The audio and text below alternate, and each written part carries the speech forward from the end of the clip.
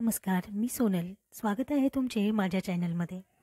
आज आपण रेसिपी बनवणार नाही, परंतु रेसिपीसाठी योग्य पद्धतीचे सीताफळ कसे घ्यायचे आणि जर कच्चे निघाले तर ते व्यवस्थित कसे पिकवायचे.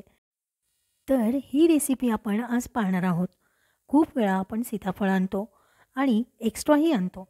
जास्त असल्यामुळे त्यामध्ये 5-6 तरी आपल्याला असे कच्चे सीताफळ दिले जातात.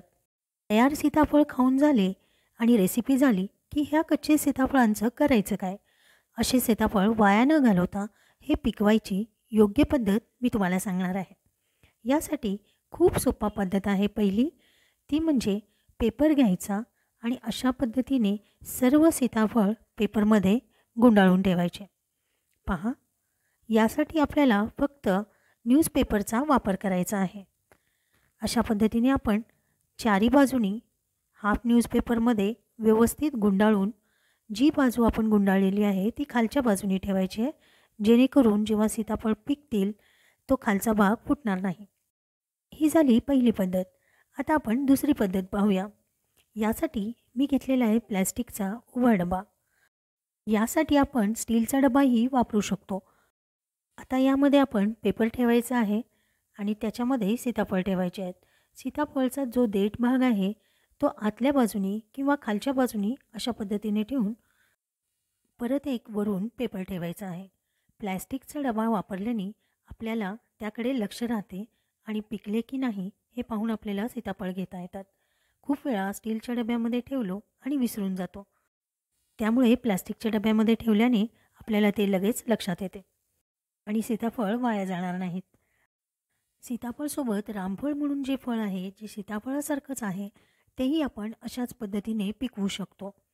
सीताफळ खूपच गोड असते आणि रामफळ थोडेसे सपक असते. अशा पद्धतीने आपल्याला हे सीताफळ पिकलेत का नाही हे पाहता येते आणि आपल्या लक्षातही राहते. त्यामुळे प्लास्टिकचा डबा आपण यामध्ये वापरायचा आहे. चला तर मग तिसरी पद्धत आपण पाहूया.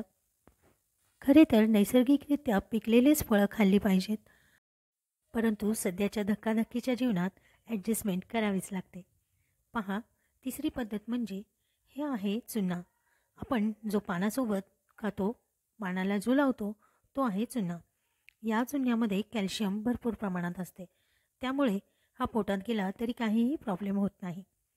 पहा, या चुन्याच्या निवळीमधला थोडासा चुना आपण प्लेटमध्ये घ्यायचा आहे आणि त्यामध्ये थोडंसं पाणी टाकून मी हे सीताफळाच्या देठाला आणि देठ जिथे संपते म्हणजे सीताफळ जिथं सुरू होते तिथं आपण हा व्यवस्थित असा चुना भरून घ्यायचा आहे. खायच्या चुन्यामध्ये कॅल्शियम भरपूर प्रमाणात असते आणि तेवढेच ते उष्ण असते. त्यामुळे उष्णतेमुळे सीताफळ पिकण्यास मदत होते आणि आपण आणलेले कच्चे सीताफळ वाया जाणार नाहीत. अशा पद्धतीने आतल्या भागापर्यंत थोडंसं आपण यामध्ये ही चुन्याची निवळी त्यामध्ये भरून घ्यायची आहे. या तिन्ही पद्धती वापरून आपण सीताफळ चांगल्या पद्धतीने पिकवून घेऊ शकतो. खरे तर नैसर्गिक सीताफळ पिकवणे हेच योग्य आहे, परंतु आपण घाई गडबडीत जेव्हा घरी एक्स्ट्रा किंवा लांबून कोणतरी दिलेले सीताफळ मायेने दिलेले असतात तर ते आपल्याला टाकून न देता अशा पद्धतीने पिकवून ते फळ आपण खाऊ शकतो आणि भरपूर रेसिपीही बनवू शकतो. तिन्ही ट्रिक्स मी माझ्या आजोबांकडून शिकलेले आहेत. लहानपणी जेव्हा ते शेतातून आमच्यासाठी घरी सीताफळ फळं घेऊन यायचे, घरामध्ये खूप जण असल्यामुळे खूप साऱ्या फळांसोबत हे असे कच्चे फळंही यायची. तेव्हा आजोबांची ही ट्रिक मी शिकलेली आहे. तीच मी तुमच्या सर्वांपर्यंत पोहोचवते.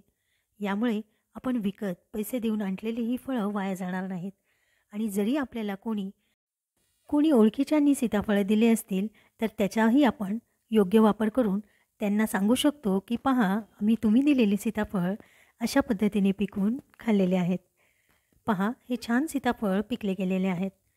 एकदम छान आणि मऊ असे हे सीताफळ पिकले गेलेत.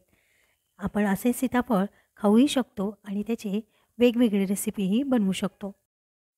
हा व्हिडिओ तुम्हाला उपयुक्त वाटला असेल, व्हिडिओ आवडला असेल तर लाईक करा आणि तुमच्या प्रियजनांसोबत शेअर करा आणि चॅनलला सबस्क्राईब केला नसाल तर सबस्क्राईब करा. भेटूया पुढच्या नवीन व्हिडिओमध्ये. धन्यवाद.